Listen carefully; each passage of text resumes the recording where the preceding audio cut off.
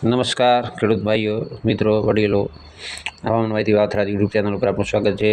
એક થોડીક હવામાન વિશે થોડી માહિતી આપવા માટે આજે અમને એક વિડીયો આપું છું.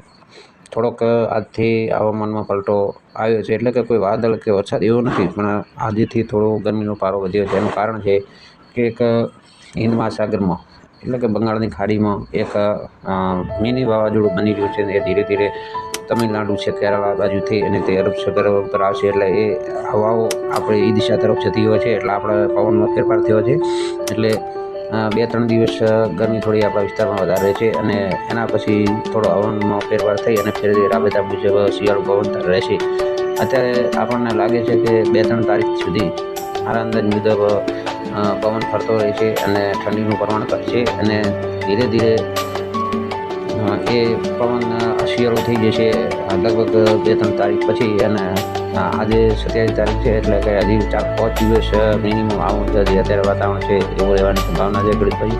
બાકી કોઈ આપણા વિસ્તારમાં નથી વાવાઝોડું આવવાનું કે નથી કોઈ વરસાદ થવાનો. આપણા વિસ્તારમાં એકદમ સૂકું વાતાવરણ રહેવાનું છે, તો કોઈ ચિંતા કરવાની જરૂર નથી. આજે મને થોડા ખેડૂત ભાઈઓના મેસેજ આવ્યા હતા કે વરસાદને વાવાઝોડા અંગે અમુક ચેનલો હવામાનની કે જે ન્યૂઝ ચેનલો છે તે વિડીયો બતાવે છે કે આવો વરસાદ થશે, વાવાઝોડું આવશે, પણ એ કોઈ આપણા વિસ્તારમાં લગભગ મારા અંદાજે ગરમી થોડી દિવસે વધશે અને રાત્રે ઠંડી ઓછી થશે. એ જરૂર વાતાવરણ પકડો આવશે, બાકી કોઈ મોટો ફેરફાર હવામાનમાં થશે નહીં. બસ એ જ ખેડૂત ભાઈઓ. જય હિન્દ, જય જવાન, જય કિસાન.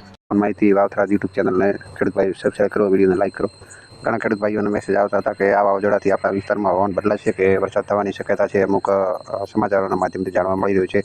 જે અમુક હવામાનની યુટ્યુબ ચેનલો છે એ બતાવતા હોય છે કે આ વાવાઝોડાથી આપણા વિસ્તારમાં ખતરનાક વરસાદ થશે, ભારે પવન ફૂંકાશે, અને આ બધી ખોટી અફવાઓ છે. ખેડૂત ભાઈઓ, આ અફવાઓ પર ધ્યાન ના આપવું. આ વાવાઝોડાને આપણે કોઈ વિસ્તારને અસર કરવાનું નથી, અને આ વિસ્તારને કોઈ આપણે લેવા દેવા નથી. આ તો એક આપણાથી 4-5 હજાર કિલોમીટર દૂર છે, અને આ જે ઓરિસ્સા રાજ્ય છે જે દક્ષિણ બાજુ આવેલું છે ભારતની, અને ત્યાં બંગાળની ખાડી આવી છે, ત્યાં આ વાવાઝોડું બનેલું છે, અને ત્યાં એ ત્રાટકવાનું છે. એટલે આપણે કોઈ આ વિસ્તારમાં અસર કરવાનું નથી, એટલે આપણે એ બાબતમાં ધ્યાન ના આપવું. બસ ખેડૂત ભાઈઓ. જય હિન્દ, જય જવાન, જય કિસાન.